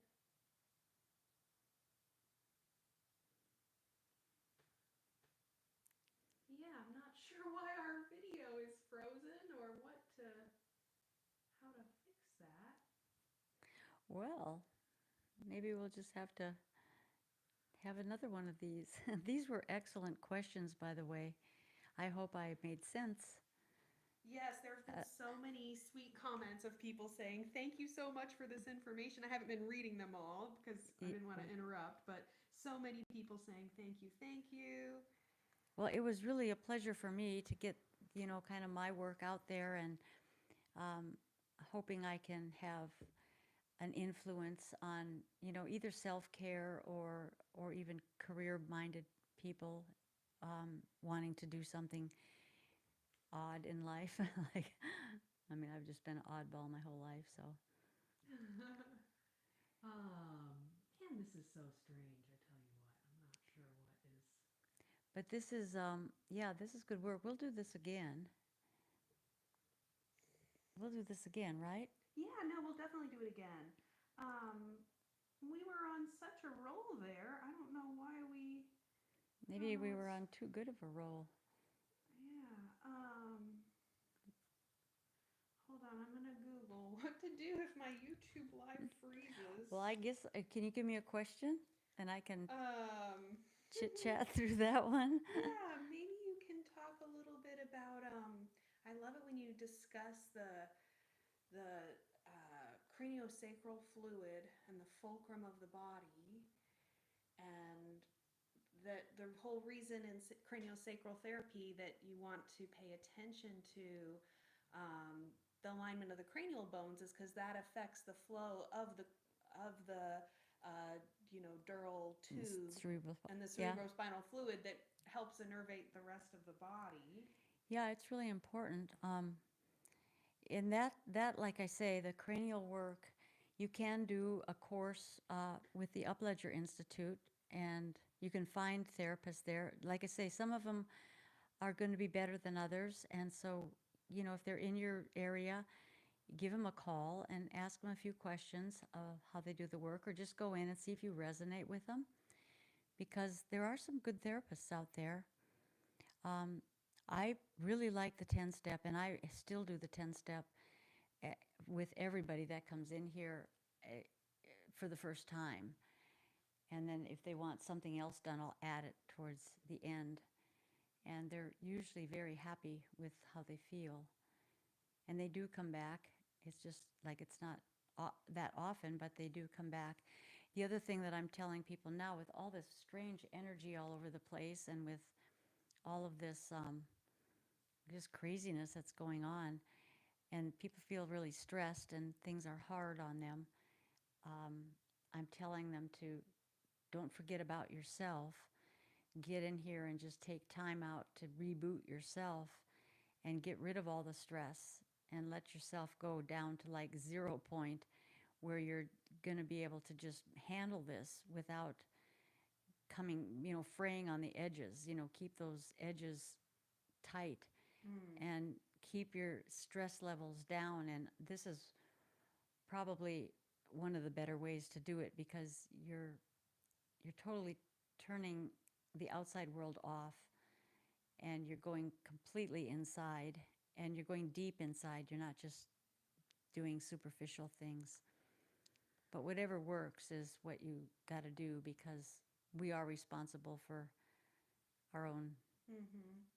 All thing. right, y'all. I'm gonna try closing this YouTube app and see if when it opens back up it'll work. If the chat ends, we will restart another one here in just a moment. Um, uh, but we're on the phone, so I'm like, I don't know. Is there cookies and caches on a phone? I don't know. I don't We know. Okay. All right. I think we resumed. Yeah. Yay! Well, um, we learned a new one here. all right. So, and then Monica Monica Spencer says, as a massage therapist myself, your words and mentality resonate so very much. Thank Look you. forward to taking your courses and learning more of this wonderful knowledge. That is so sweet, Monica. Thank Yeah, you. thank you. You'll love it too. I know. It's just practice, just just remember it does take practice, but it's fun. And the other thing that I want to say is there's sort of coincidences, not really they don't really happen, but this divine order that if when you start the cranial work, it's a tricky thing. And I do have people coming in to be coached a little bit on hand placement, which we're getting videos out there to really show it because not everybody can come in. Um, just understand that whoever you're working on, if you don't feel like you did a good job, you did a good job for them because the right people will be under your hands as you're practicing this. It's not going to be like, you know, it's the right person. There's times when I just thought I made some horrible mistakes. Not that you can really hurt anybody doing that, fortunately, but I just felt like I was like really not doing a good job. And it turned out that I was doing a good job for that person. And I wouldn't want to stay in that space, several years later. But so just be confident in what you're doing and know that you're doing the right thing. You know more than they do, and they're there for relaxing, and they trust you. They have trust that they're coming to see you. So I would just say, take that part of it and don't let any negatives come in, because that's not good when that happens. All right, and then someone had asked any tips for massage therapists to avoid burnout. And then there was also a comment about how to protect your hands and fingers because it's Hurts. it's a lot on Yeah. the hands and fingers of the therapist. Okay. Well, the burnout is, yeah, it's a burnout. Um, just taking some days off or don't schedule as many people, just lessen it a little bit or just take a couple days a week and just don't take anybody. You have to give yourself some time and space. I understand burnout because I used to do a lot of people, and I'm about the only massage therapist in town back then. How many, just to give people an idea, how many patients or clients would you see on an average, Back day in or my whatever? heyday, I would see probably, if I had 4 people, it was a slow day. So I would usually see 6, and it would be 5 days a week. And then I tried to slow it down on the weekends, so there would be only like 4. But then some people wanted to come in, so I would do 5. And then Sunday, sometimes people had to come just Sunday, so I would sometimes work 7 days a week, 6 people during the week, and maybe, a total of 5 or 6 on the 2 weekend days. And that was big burnout. Um, but I was younger then and I could handle it. And I was the only one in town, so I just have this kind of work ethic. Mm-hmm. But the burnout, and then what was the other part of that question? Protecting your Oh, yeah. hands. Well, you got to make sure your hands are in the proper alignment when you work. And I will say that the deep pressure that people do with massage, if you can learn the more subtle anatomy stuff, you'll find that there's techniques where you can get deeper by going with less pressure. And when I figured that out and I was still doing massage, I saved my hands a lot. I notice now, because I've done so many years of it, that every once in a while my thumbs will hurt when I'm working somebody, but for the most part, they're doing pretty good. Sometimes I wake up in the morning, especially when these cloudy days are happening, and my hands will be a little stiff, but it's not stiffness all the time. Once I move them around, then they're okay. But the main thing would be to make sure that your hands are in alignment on everything. Don't twist your fingers funny. Just make sure that you have that proper alignment of the thumb and the fingers and the wrists and the elbows when you're working. And And don't like hyperextend, yeah, right? So I have a very hypermobile thumb.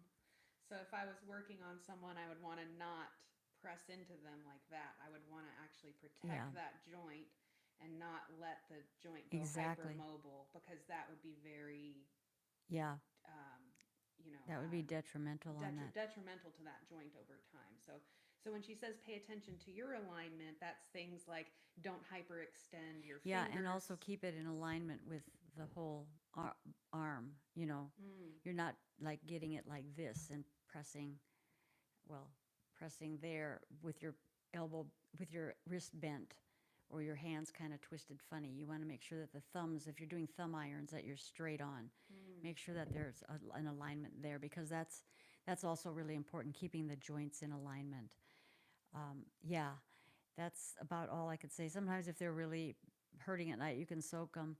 And also, too, sometimes the oil that you use, you might want to think about using castor oil, but you want to mix it because it's really sticky oil. But the castor oil is real good for joints and skin and moving. You know, I mean, it's just good for the body. So you might want to put a little bit of castor oil if you're using oil, and just put that in with another really good oil. But be sure you have a good oil. What are some other good oils that Well, you there's like almond and you don't want to use like canola oil. You know, I mean, I think most everybody knows the bad oils. You want to just use like a nut oil of some kind. But castor oil is really good. I mean, there's castor plasters that you can put over your liver to help move the lymph in the liver too. I can get into that at another time. Oh, And like the castor oil packs? well, yeah, it's a thing that I found not too long ago where you wrap this thing around. Yeah. It's like a poultice. Mm. And you wrap it around and then buckle it over here, but you have a bunch of castor oil, you know, and then that Mm-hmm. can go over, and then that'll help the liver, and that'll also help some of the lymph flow too. But castor oil is really greasy, and it stains, and so you want to make sure that you have something that you're going to be wrapping around it. Mm-hmm. Otherwise, it's a nightmare. Yes. And then, hello, Beta Believe. Good to see you. Thank you for being here. Thank you so much to everyone who's Oh, hanging out here yes. in the chat. Let me see if we missed any other questions here. Um, let's see. Is there a type of therapy that you're currently into learning? Me? Yeah. Well, yeah, actually, it's not, I don't know how much of a therapy it is. It's just kind of, I'm learning more about sound, the solfeggio notes, the solfeggio hertzes. I'm learning more about that, and I add a little bit of that at the end of the sessions. There's different frequencies that are for different things. Some are more for the body, and some are more, as you go higher and higher, they go into the more etheric parts of the body. So I'm working with that. Um, I do, I am able to read energy now on people. That just kind of comes. The more you kind of work with this subtle stuff, you get more intuitive. But I do like the sound. I like the sound therapy a lot. Mm-hmm. I would like to work more with that. I'm not sure if I'm going to move into light therapy, because my goal really, really is to become more of a instructor, or a teacher of the things that I've done and had such success at over the last 38 years, because I really want to see really good hands, because human touch is so important. And when you can put your hands on somebody and they just go off and drift somewhere, and they come back into the room after you're done, and their whole countenance, their whole countenance changes. Like their face is bright, their eyes have more depth to it. It's like their souls are awake, and it's a really, really good feeling. That's where I'm at, kind of with my age and all this other stuff that's happened. I think Creator, God, however you see that, is telling me it's time to kind of turn the page and not get out of this necessarily, but not spend all of my time in the treatment room anymore. That it's time to give it to the world and those that are called to that. And so I'm just really working a little bit with sound, and I'm kind of just playing with it more or less, because I'm not really taking any serious sound classes, at least not now. Maybe I will later, but But this could be kind of fun. So she does have a lot of these little singing bowls here. I don't know if we could see how they sound maybe. So there's B there, here's D, And she's got a whole collection of the singing bowls back here. I was hoping they would end up in the shot, but didn't quite work out that way. But yeah, and then I remember one of the sessions, or it was at the end of the subtle alignment course, and you placed one of these bowls on my back or Yeah, on my it sacrum, was the bigger bowl. and it was so intense. It was incredible. Yeah, that was that shiny bowl. No, Yeah, I'm not gonna be able to pick that one up. yeah, it's But I don't hard. know, dude. Well, that's a pretty big beater for those little ones. Get the middle-sized bowl. That one will sound better. These are, All right. Then we've got and then, another one here. oops, and then that, this one will work good because it's got a padded beater. Cool. But this might be fun to just see. I don't know. I don't know how they'll sound on this mic, but this might be a fun little thing to listen to. So let's do here. these two. Oh, you can do all three of them. Well, here I'm going to give Oh, this you're gonna to you give it to because me? I don't know how to do them. This is just hitting them. It's not rimming them. But I really like the forks.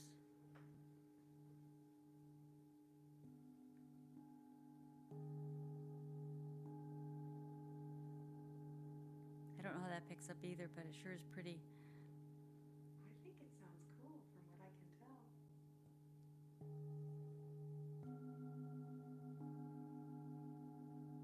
So the waves, they go up and they combine. And I don't know, there's a lot to sound.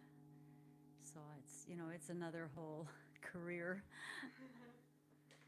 But So, this idea of, incorporating a lot of different therapies and yeah, the one that I like the best on this is the 528 hertz in solfeggio, because this particular tone, wait, did I say 538? I think it's, yeah, 538. I get them mixed up sometimes. That is the sound, that's called the miracle tone. And this particular tone is very healing. It's very soothing to listen to. And it's also, from what I understand, I could be wrong. If you're a sound person out there, I'm not a sound person, so, correct me, please. Teach me something. But it's supposed to be this tone that is what gives us the world, like the green plants and everything like that. It's with the heart chakra, from what I'm understanding. And it has a very, very nice tone. Check this out to see if this will work. oh yeah, you can definitely hear it. This one is, I play this one. I have another one out in the hallway, and I play it every time I walk past it and just let it resonate on my body.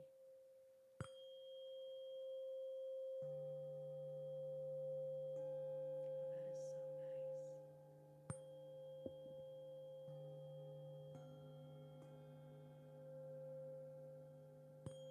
I think these bowls augment to the solfeggio hertz because these are old bowls. They're not the new bowls. The new bowls do not augment. The old bowls do. So if you're getting old bowls, the hand hammered ones, that is the better ones to get. And then or if you want just the forks, you can check with solfeggio. Um, you can get those online. They're not overly expensive. The bowls are more expensive for sure. So there's that, and I'll just set that back here. So I guess they could hear it a little bit. I hope it sounded okay. No, someone says it's like taking in fresh, clear breath. Very refreshing, the sound therapy. Yeah, I like to do that at the end of the session. I think my theory is that the vibrations stabilize the changes in the body, but I could be way off on that. That's just one of my wild ideas. Well, even if it's just psychosomatic that the tones make you feel so peaceful and calm, I think that has a positive effect, even if it's, Yeah, not well, necessarily. they usually conk out at the very end when I play the bowls too. They're gone. And so I can hobble out of here with my walker and they don't hear me go. So that's a good thing. Yeah, it's a lot of fun. So you can, you can add things. You can add, there's one lady that was a student, and she wanted to do Reiki, and I told her, I said, you'd do a lot better with your Reiki if you took the course. She's local, and I've known her for quite a while. And so she took the course, and she told me, I saw her a few days, well, it was a while ago now, but I saw her again because she came up to be a body for another person that was wanting some coaching. And I asked her how she was doing with her Reiki, and she said that if it wasn't for the subtle anatomy, she doesn't think she'd be as good because she can feel the energy with her hands at the subtle level of the body. And then she says, I know where I have to go, so I work on the body first, and then I take it off, and then I do the Reiki at the end, and she feels the energy moving so much better. Wow. So there's things that it'll tie in with acupuncture. It'll tie in with anything you want, really. You just can become your own self in this work. Just know the basics and practice the basics and become good at the basics. And then start adding in little things. You'll be told, maybe at an intuitive level, you'll be just shown different ways of doing it. Because I don't really want a bunch of robots out there, but I do want good hands. Mm-hmm. And I want people to also be very imaginative and creative with what works and what they find to do. So that's going to be something else. I was almost thinking if we bring the spine back up here, can you kind of show the sacral pull on the spine, just If to kind of people talk are about it a still little wanting bit? to do this, Because a lot of y'all, have mentioned, either problems at L4, L5, we'll have those to kind of lower vertebrae. we'll have to kind of lay Um, this guy down. yeah, I know he's real heavy. But so one of the things you'll learn in whether you take a craniosacral course from the Upledger Institute or one of Athena's craniosacral courses that she's created, teaching those same modalities, this sacral pull is really, really central to it. So Yeah, the questions that y'all had about knee pain, foot neuropathy, almost all those things I think would benefit a lot from this sacral pull. So I just want her to kind of show on this spine a little bit what that looks like, so y'all can get an idea of why this is such a central part of the work. that's a good idea. Okay, so someone's laying down. Let's pretend like this is somebody. What you have to do to get into the sacral pull is I ask them to bend one leg and then just lift the hip, because you have to go in between the legs, and you have to place your hand on the sacrum right at L5 S1. So your fingers will be at L5 S1, and the rest of the hand will rest like kind of cups. It kind of cups the sacrum, so it's like a little cradle for the sacrum. And then you're in between the legs. It seems like a weird thing to do, but it's actually very non-invasive, and nobody has a problem with it that I've ever encountered, and I've worked a lot of this. And then you just keep your arms straight and the elbow down on the ground. And then you just you can squeeze the hips here because that will open up. See, here's the joint from the SI to the hips. So you can squeeze here with the arm and the hand, but at first you just want to take this traction and just pull. It would be it would be inferior. Pull inferiorly with that, and you just kind of feel it more of a hand stretch, like the stretching of the skin. It's not like you're pulling on the bone, but you're just very, very gently letting the bone stretch with the skin that's on your hand. But you keep your fingers at L5S1 to hold that tight. And then you just let it go, and pretty soon, sometimes I just push one hip in if I feel it, and the other hip, and sometimes I'll lay my hand on top to push energy through my hand to the other hand. And then pretty soon the sacrum will kind of start to wiggle. If there's, issue, it'll just wiggle a little bit, and you just follow that wiggling. It'll wiggle, and you just follow it. You don't lead, you don't push, you just follow it. Like, where do you want to go?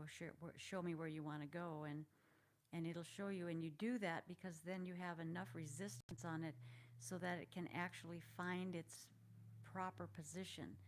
If you push it around, then you're trying to figure it out and the body isn't. And if you don't follow it, then it's not allowing the body to make the changes. So you just have to learn how to follow it. And once you follow it and you keep that little tiny stretch, even though it's moving, just keep that little tiny stretch. And that's what I did for that 45, 50 minutes when I was over in India, just doing that, doing that. And what that did then, it was separating, I could feel the sacrum would maybe thug a little bit, and what it was doing is it was changing positions up here in the back as well. So you essentially use the gentle traction of the sacrum to make space between Yeah, the vertebrae. yeah, and plus the dural tube with the little dural sleeves and the dural tube that's inside of this bone, they'll be unwinding on the way up. So I can actually feel, and when you get good at this, you can too. I actually can feel like, okay, it's nice and clean right through here, and then there's a stop point. And so you wait on that stop point for it'll just stop. And then you wait on that stop point until it starts to wiggle again. And then you can do that little bit more traction, because when it stops, you just want to rest. Kind of just let the sacrum just rest and just do a little teeny bit of the traction. But then when it starts to wiggle again, then you go back to a little bit more of the skin stretching traction. And then you'll feel it clearing up, going up the spine to where if there's another stop point. So that's where the tube is twisted or there's something going on.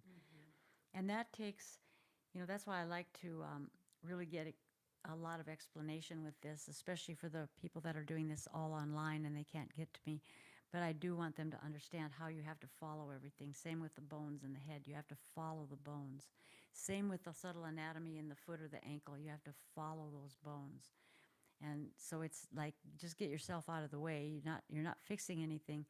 You're just giving the space and the technique for the body to be able to fix itself is more what's happening. Yes, and then the body fixing itself is what allows the body to make new muscle memory Yeah. and keep that new alignment. That's the whole clincher, is that if you're allowing the body to heal itself, it's going to remember how to stay in that alignment.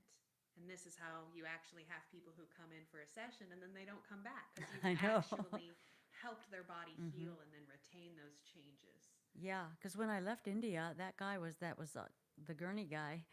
I went in, he owned a grocery store there, and a little store in the town, and they wanted me to go say goodbye to him. And I went in there and I saw him, he was bending over and picking boxes up and twisting, and I was like going, no, because I was like, yikes. He goes, I feel really good. This is, it's just like back to normal. And the little workers that he had with him, he said, I can't believe it.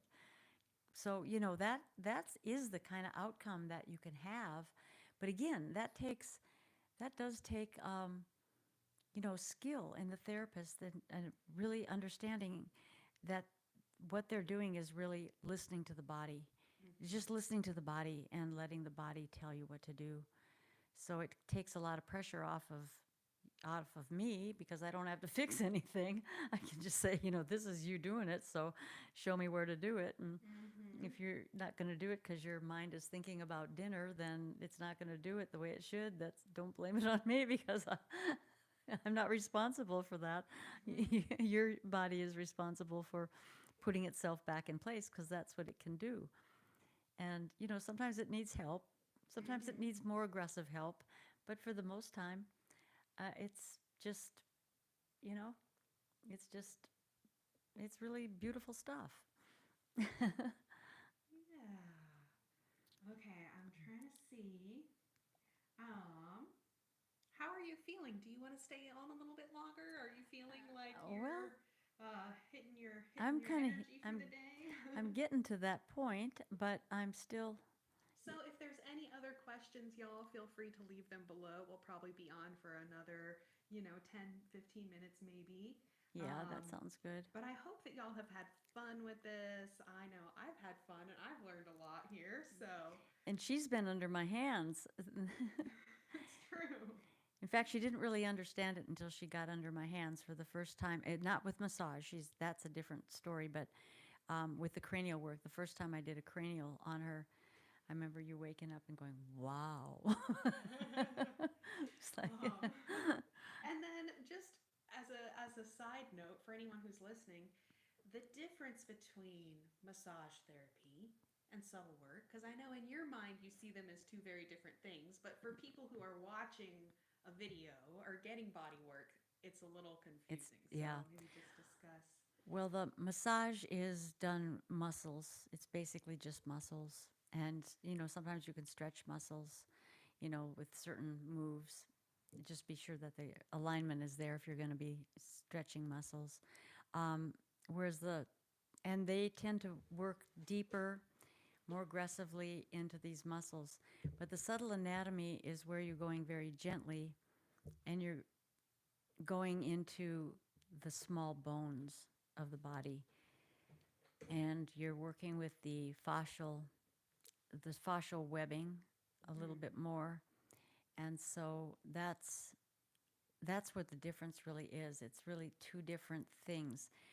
If you're aligning somebody subtly and then you feel that there's muscle tension or knots that are more in the muscles, a little really light muscle work is very beneficial. But you don't want to go, in my opinion, I don't think deep work does as much in most cases as the subtle work, because I can oftentimes get deeper into somebody and because the body is pulling me into the depth that it wants me to, and I'm not forcing myself in, because when I forced myself into people, then what's happening there is the body is saying, oh, I'm going to be hurt, so I'm going to push Mm. back.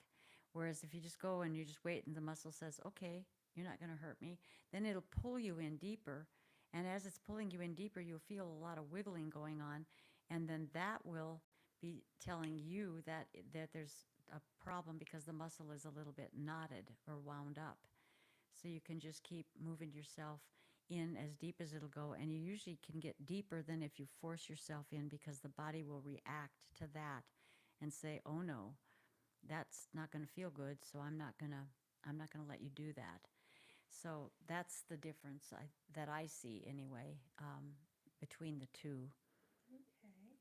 And then Boy Sullen has asked, can massage help with popping in the hips and knees, or subtle work? Any recommendations for popping in the hips and knees? Sometimes that's looser stuff. I don't know, massage. She's asking about massage. He says massage or subtle work. So Well, I the guess. subtle work may do something if there's popping, because there might be a little bit misalignment. Remember, the subtle work is always about alignment, whether it's the knee or the foot or the ankle. It's always about the alignment. So when you have a popping, it could be that there's a little bit misalignment with like the knee. It it might be a little misaligned, so every time you do that, it's got to pop in order to bend further, and it may or may not give you pain.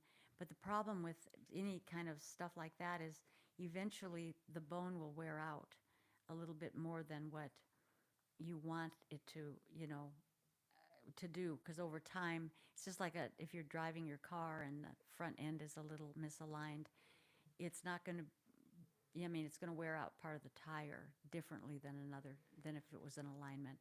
So that might be the only thing about the popping, or it just might be that you have really loose joints and your ligaments aren't holding as tight as they could. So you'd have to give it a try and just see if, with the subtle anatomy work, just see if that would change the alignment. There's a good possibility that it could change that popping, or it might just be that it's just kind of going to pop all the time.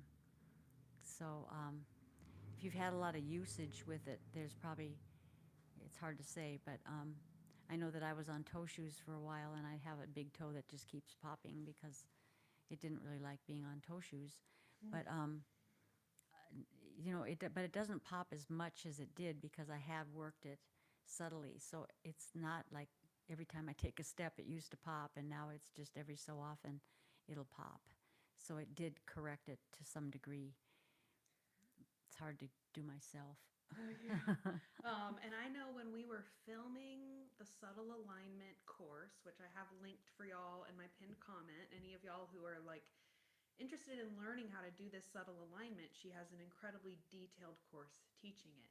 So I was just the model in those videos we were filming for the course, and she's just teaching the techniques. But my knee was popping at that time. Oh, Do you that's remember right. that? Yeah, I do. Every time I would walk up the stairs or take a certain step or do a certain thing, I had a consistent popping in my knee. And just from this one subtle alignment session, well, I guess you worked on me a few times while we were filming the session, but just from me being the model in the video of her teaching the techniques, she made my knee stop popping, and it has not popped again Oh, I had since we forgotten did about that. That was like that. 3 years I'd ago forgotten that. now that we filmed that. It was quite a while. But just as a side note, the popping in my knee was helped by the subtle alignment work. Whether that is Yeah. necessarily replicable for everyone, I can't say, but in my experience, it definitely did Mm-hmm. help. And Well, that's good. I'm glad you remembered that because I'd forgotten. yeah, I kind of forget everything after I work on somebody. I don't remember what I did on them.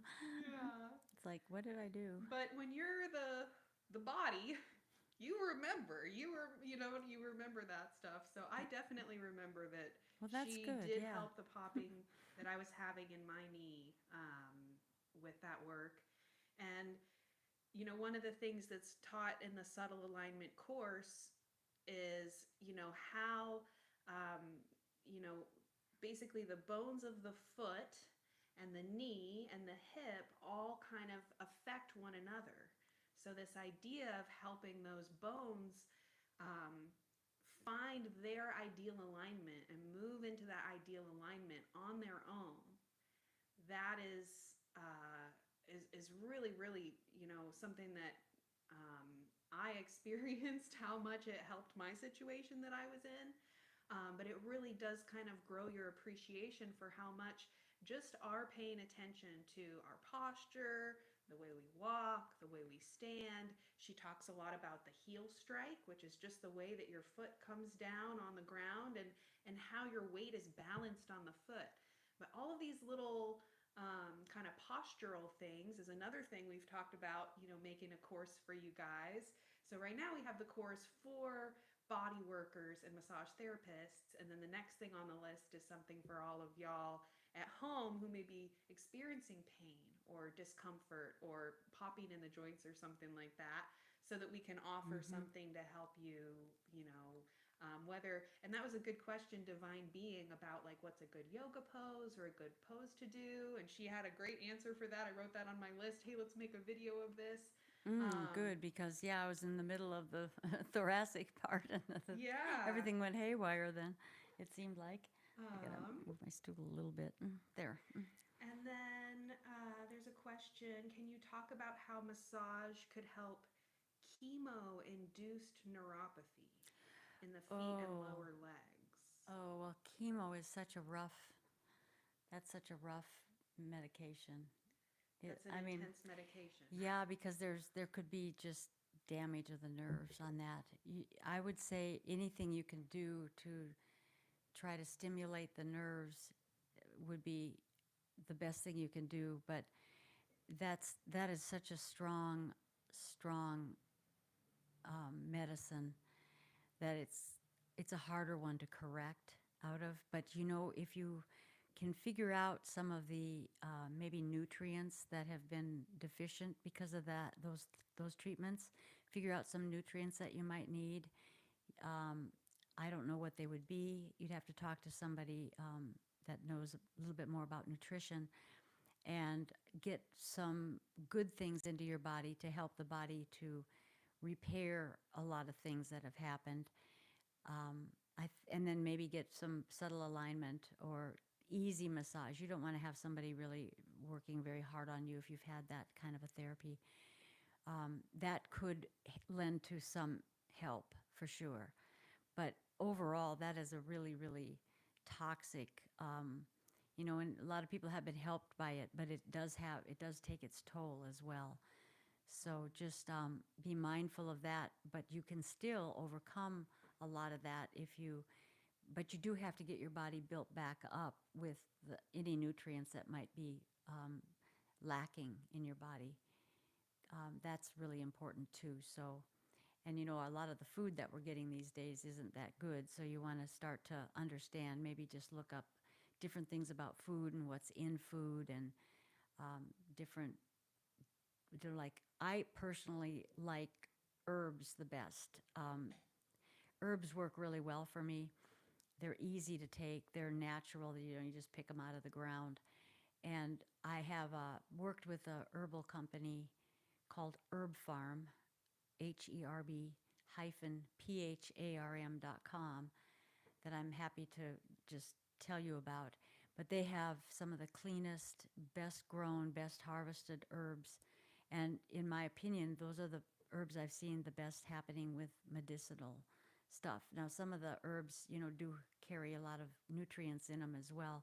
But these are more like medicines, but medicines that are like for us. We should be doing those kind of medicines as much as we can. And so I would say maybe you could take a look at some of that and see if any of that resonates. But I also think that you might need some of the vitamins and minerals that would be a good quality. That would be partly in herbs, but it won't be. Nobody's measuring vitamins and minerals in herbs so much. They're not looking at that. So you'll want to just increase some of that to help the body to heal, because it does need those things to be able to get back to wholeness. So that's what I would say for that. And yeah, just give it a try. But be aware that you want to build your body back up because you've had a lot of toxicity going on. Even a lymph, if it depends on what else is going on, but a lymph work might even be helpful. But it would have to be a very gentle lymph session, somebody that's not going to push a lot of fluid too quickly, because it could overload the liver and make you feel really ucky for a while. Because when the liver gets overloaded, we don't feel good. We just, it's part of the digestive system, and you want to drink a lot of water, really good water as well.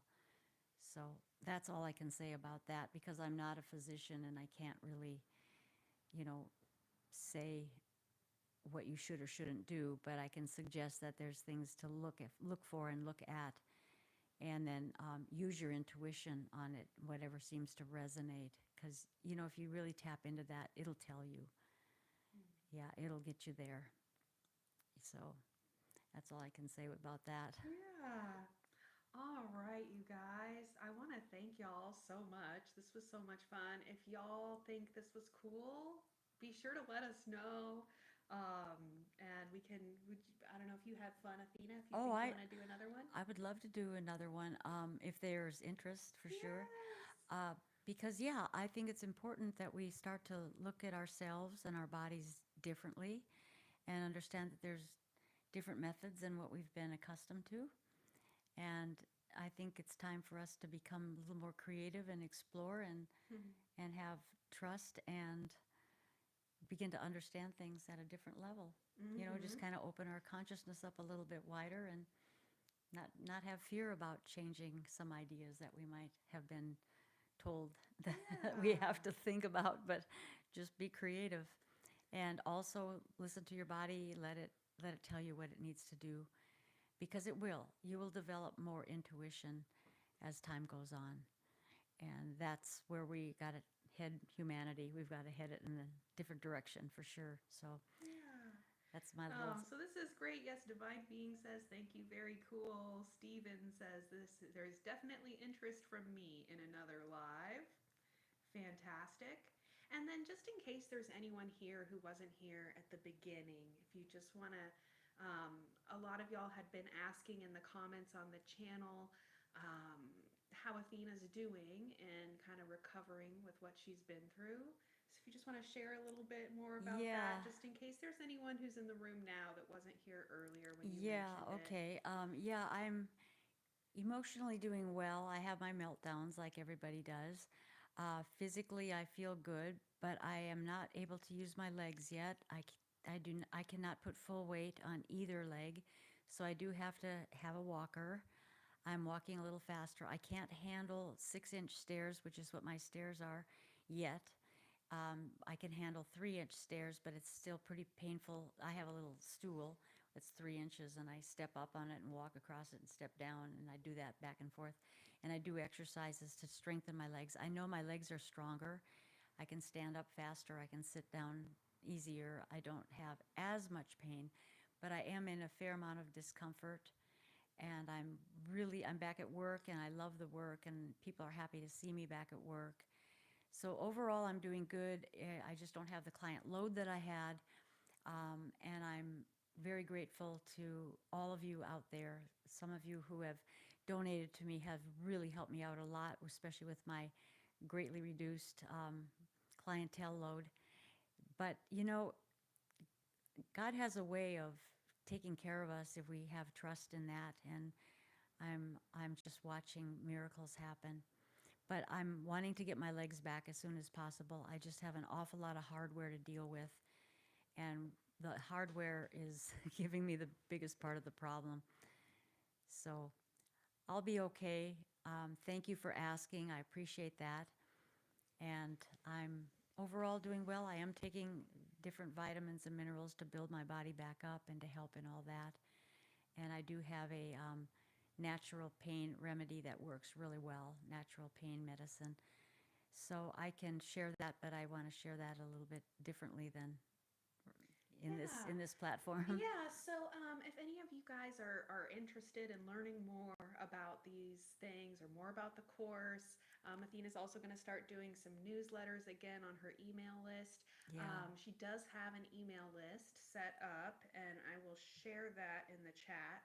So the comment I just shared is the link to the GoFundMe. Anyone else that is in a position to help out. If you get called to help, that's really it. If your heart says yes, And I'm not wanting you to do something that you're not called to do. But I know we've gotten so many messages and emails of people asking how they can help. So I wanted to make sure that we had that link for y'all. And then let me get this other link. Yeah, I'll be starting newsletters, so I'll be able to mention things like that in the newsletters because they're not as public, I guess we could say. And it's not that it's anything illegal either. It's just that they don't like it, and I don't want to stir the pot any more than I do already. Okay. We're going to get a storm tonight. Yeah, there's a storm brewing here. So I just shared the link there too if any of y'all want to go to sign up for the email list. We will be posting a new craniosacral therapy course very soon, and so that email list there will be the place that will update once that gets posted. And anyone out there with any other questions, feel free to either, email Athena, leave a comment on the channel. We love so much getting to hear from you guys and appreciate y'all so much for spending some time with us today. Yeah, I really do appreciate it. Thank you. Thank you so much. And yeah, I hope that I was able to kind of bring new ideas for you. And if you have more questions about what you have asked and I wasn't clear enough on the answers, just feel free to ask me again. And we'll have an email. Is there going to be an email on Podia? Yeah. Yeah. Yeah. I have to just learn Podia a little bit more myself. She's my tech person. So I just know the body. She knows everything else. So I plop her on so she's happy. But together we can make it work. Yeah, together we're a good team. So yeah, is there anything else you wanted to say in closing? I just want to say I do, from the bottom of my heart, I appreciate all of you so much. And I'm really, really happy that you had some interest in some of this work that I've done over my lifetime for the last 38 years. And it does my heart well, and I want to see good healing out there and people feeling good and a lot of joy and happiness and great big reduction in pain and sickness. All right, you guys, thank you so much for being with us here today. I cannot wait to see y'all soon. Next time we are going to do a live, we will make a post in the community and kind of give y'all a heads up. I thought for our first time doing this vertically anyways, I was just a little nervous, so I didn't make a post about it. But next time we'll give y'all more of a heads up. And yeah, if y'all have other questions or anything in the meantime, feel free to either leave them in a comment on the channel or send an email over to Athena, and she would be happy to hear from any of y'all and answer y'all's questions. Yeah. Um, I'm just seeing if there's anything else coming through here. I think that's all the things. All right, you guys, thank you so Yeah, thank much. you. Lauren, thank you for being here, helping us on the mod squad of this chat. And all of y'all, thank you so much. We just got a comment. Divine Being says, thank you, sending healing energy your way. Thank Thank you you. so You much. know, and that stuff really works. I mean, prayers and energy, that I can feel them. I can feel it. Yeah.